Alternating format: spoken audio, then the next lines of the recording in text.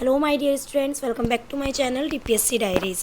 आई hope आप सभी लोग बहुत अच्छे होंगे। तो हम लोग सॉल्व कर रहे थे डीपीएससी सेकंड ईयर का क्वेश्चन पेपर, जो working with children with special needs. ठीक है, सब्जेक्ट है 100 मार्क्स का। आपको ये क्वेश्चन पेपर देखने को मिलेगा एग्जाम में। डीपीएससी सेकंड ईयर का पीवाईक्यू सॉल्व कर रहे हैं। ठीक है, पार्ट 1 हमने इससे पहले वाली वीडियो में सॉल्व कर लिया था। आज हम करेंगे पार्ट 2 सॉल्व। ये सभी पार्ट 1 में 1 मार्क्स के क्वेश्चन पूछे जाते हैं। पार्ट 2 में सभी क्वेश्चन 2 मार्क्स के होते हैं। तो आपको इसमें बताना होगा व्हाट आर, फर्स्ट क्वेश्चन है, मतलब कि क्वेश्चन नंबर 11 है, what are 2 signs that may indicate a child has special needs. ठीक है, ऐसे 2 साइन बताने हैं आपको जो मतलब कि इंडिकेट करे कि वो स्पेशल चाइल्ड है। ठीक है, स्पेशल नीड्स, उसको नीड होती है उस बच्चे को, ऐसा कौन सा 2 साइन आपको बताने होंगे कि वो स्पेशल चाइल्ड है और स्पेशल नीड उसके लिए मतलब ज़रूरी है। डिले इन स्पीकिंग और वॉकिंग। ठीक है, एक तो ये हो गया कि बच्चे को बोलने में क्या कहते हैं, डिले होना। ठीक है, देरी से बोलना, देरी से चलना। डिफ़िकल्टी इन लर्निंग और अंडरस्टैंडिंग इंस्ट्रक्शंस। ठीक है, लर्निंग में प्रॉब्लम होना, बच्चे को समझने में प्रॉब्लम होना। ठीक है, अंडरस्टैंडिंग इंस्ट्रक्शंस में प्रॉब्लम होना, बच्चे की लर्निंग डिफ़िकल्टीज़ में। ठीक है, दीज साइंस में शो डेवलपमेंटल और लर्निंग डिफ़िकल्टीज़। ठीक है, ये सारे साइन क्या बताते हैं, एक तो डेवलपमेंटल प्रॉब्लम होती है बच्चे को और लर्निंग डिफ़िकल्टीज़ होती है। तो ये सारे साइन कौन से हो गए, स्पेशल नीड्स। ठीक है, स्पेशल नीड्स वाले जो बच्चा होता है उसके अंदर ये साइन देखने को आपको मिलेंगे। नेक्स्ट है question number 12, what are 2 common effects of malnutrition on children with special needs. कौन से 2 कॉमन इफेक्ट्स होते हैं जो कुपोषित बच्चे में आपको देखने को मिलते हैं, स्पेशल नीड्स वाले बच्चे में। ठीक है, वीक फिजिकल ग्रोथ। ठीक है, बच्चे की जो फिजिकल ग्रोथ होगी वो बहुत कमज़ोर होगी, शारीरिक रूप से बच्चा कमज़ोर होगा। Poor concentration and low energy, बच्चे का कंसंट्रेशन नहीं होगा। ठीक है, किसी चीज़ पे बच्चा कंसंट्रेट नहीं कर सकता है और लो एनर्जी, उस पर एनर्जी नहीं होगी, वीक होगा, वो कमज़ोर होगा। ठीक है, तो यही है malnutrition affect body, affect both body and growth and brain functioning. ठीक है, तो जो बच्चा, जो माल न्यूट्रिशन वाला बच्चा होता है वो अफेक्ट करता है बॉडी को भी, उसके अफेक्ट होता है और ब्रेन फंक्शनिंग भी स्लो होती है, उसकी ग्रोथ स्लो होती है। ठीक है, नेक्स्ट है question number 13, difference between school anxiety and school refusal. अब आपको बताना है कि क्या डिफरेंस है स्कूल एंग्जाइटी में और स्कूल रिफ्यूज़ल में। यानी कि स्कूल एंग्जाइटी जो होती है बच्चे में, डर होना। ठीक है, और स्कूल रिफ्यूज़ल कि बच्चा मना करता है स्कूल जाने से।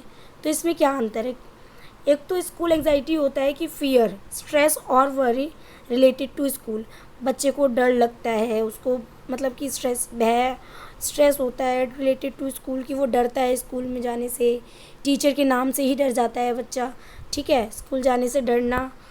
और दूसरा है, ये तो हो गई एग्जाइटी कि बच्चा डर रहा है। ठीक है, टीचर से डरना, स्कूल में जैसे आपने बोल देते हैं ना बच्चों को कि कल से आप मतलब अब आप स्कूल जाओगे तो टीचर्स आपको मारेंगे, फिर आप सही से पढ़ोगे, या मतलब कि हम बच्चे को डराते हैं। तो ये बच्चे में ना एग्जाइटी आ जाती है, ऐसे एग्जाइटी पैदा हो जाती है बच्चे में। तो ऐसा नहीं करना चाहिए।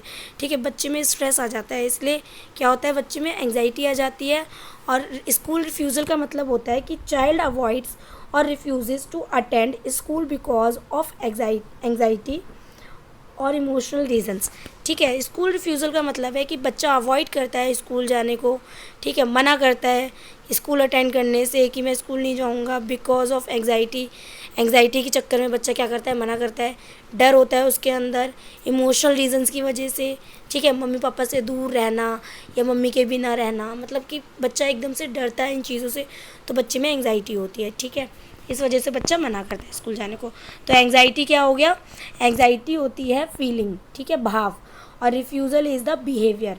रिफ्यूज़ल क्या होता है, बिहेवियर होता है बच्चे का। ठीक है, व्यवहार होता है। नेक्स्ट है question number 14, what is stammering. Stammering क्या होता है, स्टैमरिंग होता है, stammering is a speech disorder in which a person repeats sounds. Speech disorder होती है स्टैमरिंग। ठीक है, स्टैमरिंग को क्या बोलते हैं, स्पीच डिसऑर्डर, यानी कि बोलने में प्रॉब्लम होती है जिसमें बच्चे को, वो होती है स्टैमरिंग, उसको बोलते हैं स्टैमरिंग। ठीक है, इन विच अ पर्सन रिपीट साउंड्स, क्या करते हैं कि रिपीट करते हैं साउंड। ठीक है, स्ट्रेचेस वर्ड्स को बोलना, और हैज़ डिफ़िकल्टी स्पीकिंग फ्लुएंटली, मतलब बच्चा जैसे स्टैमरिंग कर रहा है, रुक रुक के बोलता है, रिपीट कर रहा है एक ही वर्ड को बार बार, ठीक है, उसको डिफ़िकल्टी होती है उस बच्चे को फ्लुएंट मतलब कि बोलने में, ठीक है, फ्लुएंटली बोलने में, कि लगातार बच्चा बोल पाए, वो चीज़ में बच्चे को क्या होगी, प्रॉब्लम होगी। तो स्टैमरिंग क्या होता है, एक स्पीच डिसऑर्डर होता है। ये चीज़ आपको अपने याद रखना होगा, माइंड में सेट कर लो कि स्पीच डिसऑर्डर क्या कहते हैं, स्टैमरिंग को स्पीच डिसऑर्डर कहते हैं, ठीक है। It affects smooth flow of speech, ये अफेक्ट करता है बच्चे को स्मूथली बोलने में, जो फ्लो होता है बोलने में, उसमें बोलने में स्पीच में फ्लो आता है जो बोलने का, उसमें क्या होता है, अफेक्ट करता है, ठीक है, स्टैमरिंग करता है बच्चा बोलने में। नेक्स्ट है क्वेश्चन नंबर 15 की how does peer support help children with special needs develop communication skills, कि आप कैसे सपोर्ट, मतलब जो पीयर ग्रुप होता है, पीयर्स होते हैं वो कैसे सपोर्ट करते हैं एक बच्चे को, जो स्पेशल नीड वाला बच्चा है उसके डेवलपमेंट के लिए, कम्युनिकेशन स्किल्स के लिए कैसे पीयर सपोर्ट करते हैं, पीयर ग्रुपिंग जो होती है वो कैसे स्पेशल नीड्स वाले बच्चे को सपोर्ट करते हैं उसके डेवलपमेंट के लिए, कम्युनिकेशन स्किल्स के लिए। तो आंसर है इसका peer support helps children practice speaking, listening, sharing ideas and social interaction with classmates.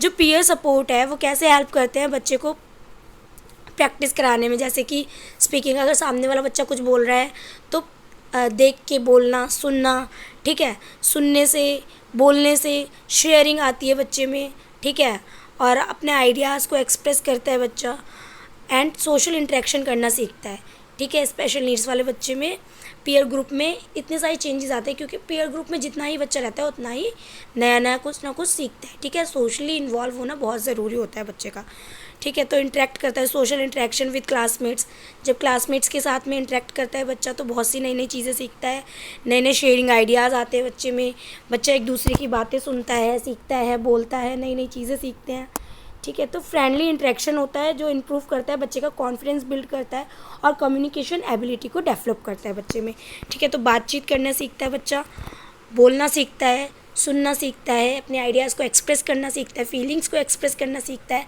और शेयरिंग करना सीखता है, कोलैबोरेट करना सीखता है, बहुत सी नई नई चीज़ें सीखता है, एक साथ खेलना, एक साथ शेयर करना, बहुत सी चीज़ें, ठीक है, एक साथ पढ़ना। तो ये सारी चीज़ें बच्चा पीयर सपोर्ट से सीखता है, ठीक है। तो स्पेशल नीड्स वाले बच्चे को बहुत ज़्यादा ज़रूरी होता है पीयर ग्रुपिंग में, आप नई नई चीज़ें सिखा सकते हो बच्चे को, गेम्स खिलवा सकते हो। आई होप आपको ये क्वेश्चन समझ में आया होगा। तो ये सभी क्वेश्चन थे 2 मार्क्स के। आई होप आपको ये क्वेश्चन समझ में आए होंगे, सभी आपके लिए हेल्पफुल लग रहे होंगे। जितने भी प्रैक्टिस सेट अभी तक मैंने करा दिए हैं, जितने भी सब्जेक्ट के, आप सभी के लिए हेल्पफुल हो रहे होंगे। तो मेरी वीडियो को लाइक करना ना भूलें, वीडियो को लाइक करें, चैनल को सब्सक्राइब करें, जितना हो सके उतना शेयर करें DPSC फर्स्ट ईयर और सेकेंड ईयर वाले स्टूडेंट्स को। DPSC फर्स्ट ईयर के मैंने सभी सब्जेक्ट्स के PYQ करा दिए हैं, तो जिस भी बच्चे को कोई भी प्रॉब्लम है तो वो मुझे कमेंट कर सकता है, ठीक है। मिलते हैं नेक्स्ट वीडियो में। Thank you for listening.